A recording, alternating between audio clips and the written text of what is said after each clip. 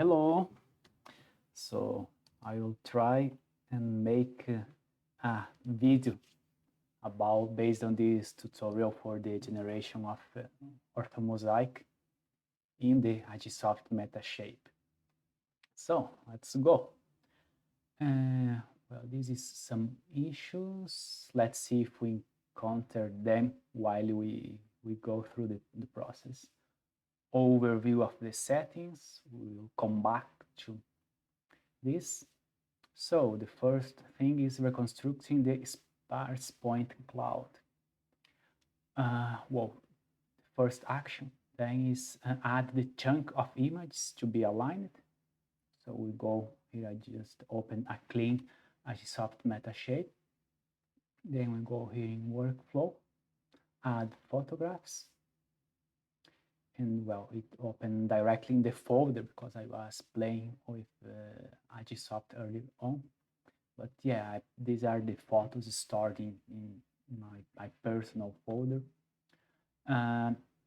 So this is the example where I created the panchromatic image because I didn't have space in my laptop and so on. And also these are the images which were cropped, the bottom, the upper part of the image, they were cropped. So I go inside a folder which are separated for the visible and near image. So this are the images for the hyperspectral camera. And yeah, here are the panchromatic images. That is only one layer because, well, I didn't have enough space here in my machine. But if you have the reconstructed data cube, that is the 16 bands for the visible or the 25 bands for the near infrared, you can upload them directly in here rather than work with the panchromatic. But then you have to select all the images you want. So I will just select all and click open. So it will import all the individual images into the Agisoft PhotoScan, Agisoft Metashape. I still confused, make confusion with the name. So all the images should appear here. For example, in this case, 1,828 cameras, that is 1,828 images. And then here you can access each of these individual images. So yeah, the first step is to upload them, and then yeah, you can always save. You should actually save the project somewhere. So let's see then the next step. Defining the sensor pixel size. Well, it didn't recognize it automatically. Yeah, depends the image or better depends if the image has a good EXIF file, it might recognize it automatically. So we go there into camera calibration. Here, tools, camera calibration, and then camera type frame, yes, and pixel size in millimeters. Oops, it doesn't accept paste, copy and paste, so it's 0.0051. Okay, accepted now. 0.0055 millimeters. Then, yeah, focal length, if we know as well in any other parameter, but for now, that's it. Then you just click OK.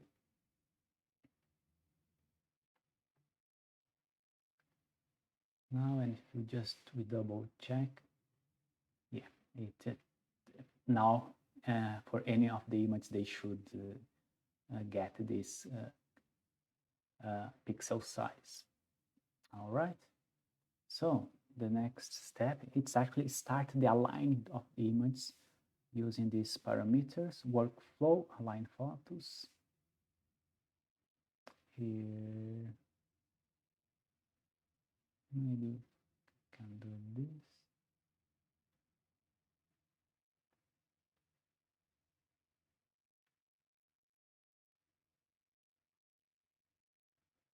So if we go here in workflow, align photos, we should select high and then generic preselection, open up this tab, yeah, and then pretty much use the default. As you can see here, it already changed some of the parameters. It should be a new version. Well, I just leave the default for now, and then you click OK. It will start the alignment of the photos, which also generated this sparse point cloud. So, and then next, check the quality of the alignment. Yeah, all right. This is one thing. Well, actually, I will not create this sparse point cloud because I already created in an earlier example. So yeah, I'll just close this file for now.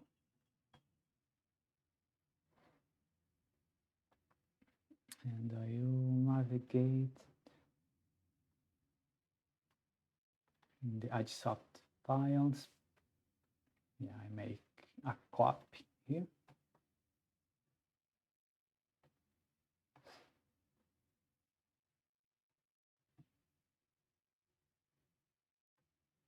So after this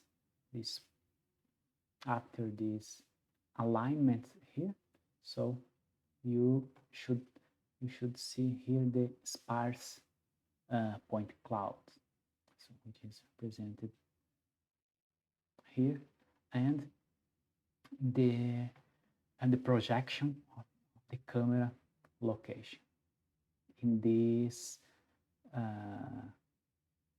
local coordinate system, and because they are not georeferenced yet. So some checks we have to carry out. First, check if all the images are aligned. So here, for example, we have the total of images, but in this case, we have some of them which are not aligned. So we have to do some manual alignment, which can be done by selecting some of the aligned photos, for example. Yeah, there. So when you click here, it will highlight the corresponding cameras here on the projected side. So, but these cameras, they have the NA, means that they are not aligned. So we can manually align them by selecting some of the aligned photos and some of the not aligned. Then right click and we click align, select cameras. It will start the alignment of this chunk of manually select cameras. May take a while.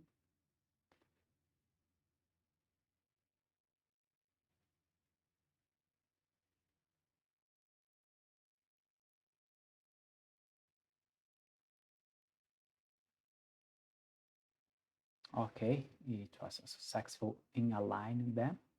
Now I will align the remaining of the not aligned.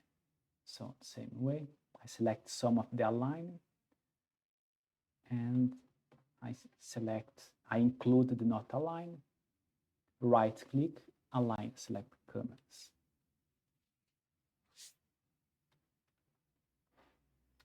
take a while. So then after we do this alignment or this manual alignment, the other manual check we have to do is checking the quality of the sparse point cloud. So we'll check for unrealistic points, that is, points below the ground or well above the forest. Should be cleaned out. Let's see. All right, so for example, in this case, we managed to align all the photographs. Let's see how it looks like here.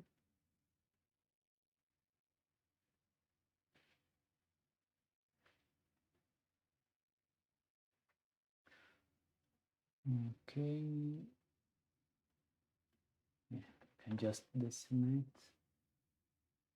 You have many tools.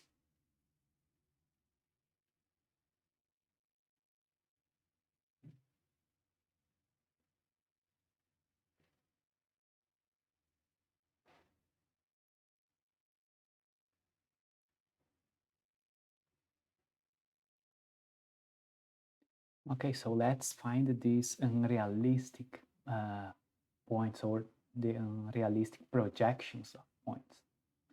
For example, here we may see that, yeah, because I cleaned, I did a bit of cleaning before, we won't have so many. But for example, these points in here, they seem a bit well below the ground, so we could always come in here, these two, and then selecting them.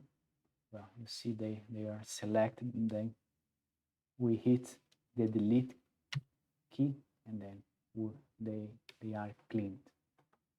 And then we can keep looking for these very unrealistic points, and then we click the button. Then when we are done, we click here in the navigation arrow. And then yeah, when you are happy with the quality of the sparse point cloud, then you always have to save it. So the next step is the georeferencing of the point cloud, because until now, so this point cloud is in a local coordinate system, and now we are going to project them in a geographical coordinate system. Now we switch then for the reference point. So here we are, until now, we just a second. Until now, we were working in the workspace pane, and now if you click here in the reference pane, we will start the georeferencing. So in some of the windows, you have the one of interest is the marker. So until now, this window is empty, but we will add the markers. In this case, we went to the field. When we did the UV survey, we went to the field, and we laid some ground control points in the field, and we surveyed with GNSS receiver. Then we know with accuracy the position of these GCPs, and then are these GCPs that we are going to inform in the EdgeSoft Metashape. And then they are in the photos, they are these white and black targets. So, and then, yeah, for this exercise, it will need to open these points in independent software like GIS or QGIS to know more or less where the GCPs are, and mainly also to know the names of the GCP. So let's go back here. So now we have to identify in the image where the GCPs are. So here I double clicked. So double clicking on the image, it should open, and then clicking the image and hold, so you can move it around and then zoom in and zoom out. These images, they are a bit dark, so you can always change the contrast in this tool. You can automatically estimate some contrast level and then apply it and see how it goes. So you see it apply for all the images. So as I said, so the GCP's ground control points are black and white. You can zoom in through it, and we surveyed the geographical coordinate right in the center of the GCPs. So here I will point the pointer right in the center, right click, and we'll add a marker. It should add now a marker. Yeah, it added a marker. And because the images are aligned, it added a marker in all the images which have this GCP. Well, the first thing is give a proper name. Well, I know that because I looked so many times here, I know that this GCP is this one here, the one right on the top, and his name is GCP 13. Then I will use this same name because later on we will have to match the names. So in here, I go here to point one, right click and rename. This one is GCP 13. Okay, so now it gets GCP 13 as the name of this marker. Other nice characteristic of the software, if you come here and right click, you can ask for filter photos by markers. So it will filter only the photos which have this mark. And from now on, just a second, it's a bit slow.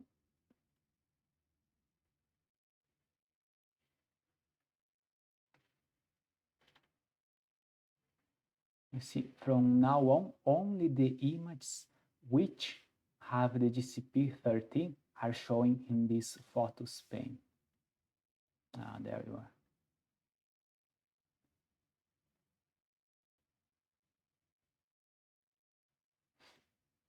So here actually are many photos because this was a GCP close to the takeoff landing.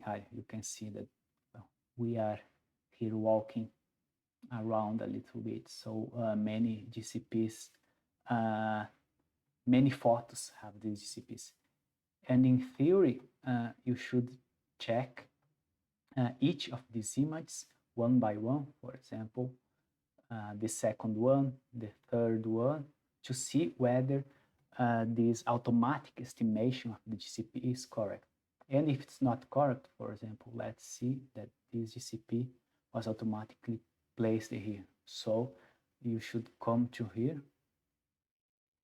click, hold it, and drag it to the correct position. Then you should keep doing for all these images which we select. Well, for this one, they seem to be all right. Yeah, for example, let's say it's a bit off. Well, you see that also for these photographs, the contrast is not so great, so we can play around with contrasts again. Yeah, much better. So let's say that this automatic projection is not so good. We can adjust it a little bit. This is okay. So yeah, this one, let's say it's here the correct position and so on. All right, and then when we are happy with the adjustment of the manual adjustment of the GCP positions, we can bring back all the images. You can come here. No, let's see. No mask. Yes, here, reset filter. All right. So, well, I also know that for this flight, the flight 7, we have we have a few more GCPs to find them. So we'll have one GCP in here called GCP2, another in here called GCP3, and another in here called GCP1. All these other points are points where we collect the ASD specs. So this is the spatial distribution of the GCPs. Let's go there and try to find the next one. I can also come here in the model, reallocate the mark in here to have some rough estimation of it.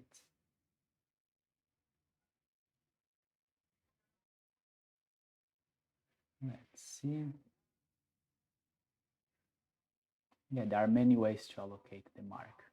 I know that the GCP number 1 is more or less in this side, so I can add a marker here. Then I come back to the reference point, can come here to the new added point, point 1, then filter photos by marker. Let's see how was my guess. No, not bad. So yeah, this is the GCP. Okay, here is the GCP. I'll change the contrast again, estimate. Let's see if I can improve it. Oh no, this is worse. I need decrease it. All right. So this point 1, I just used it as an indicative. I can delete it. Come here and now remove markers. Yes. And now I will add an actual marker. So yeah, with this GCP, there was a problem. I think the wind or something changed the position of one of its sides, so it was not perfect circular. But the center of the GCP is more or less in here. So I right click, add marker, and this one is the GCP number 1. So here we are. So this is the GCP number 1. And then we can see that it has not a circular shape because from the wind blew it a bit here, and then one of the parts, one of the sides came close to the center. But anyway, so here again, so we are going to give the correct name for this one. Rename GCP1. Now again, right click, filter photo by markers, and now only the photos with this GCP1 will appear. I will check one by one and see if the GCP sits nicely in the center of the target.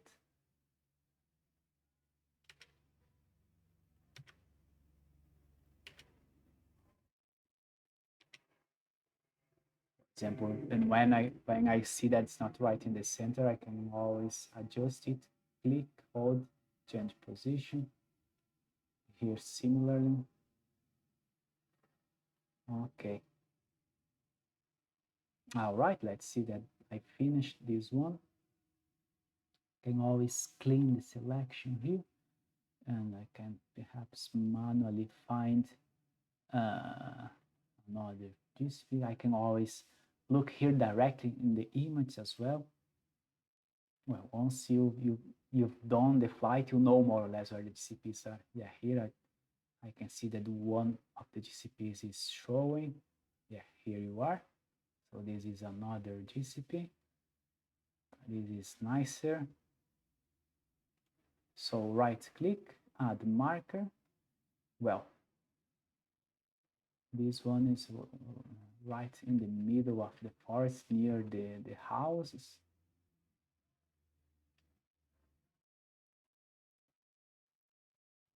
Which is also called, which is actually called GCP number 3 or GCP 3.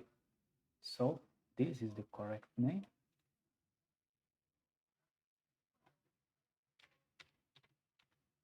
GCP 3. And now the same. I'm gonna filter photos by marker. So yeah, for this GCP you have only 4 photos containing it. So if I'm happy with the position, I just leave it, go to the next photo, next one. If I'm not happy, again, I drag around to the correct position. That is it. And now we have the last GCP for this flight, for the flight 7, which is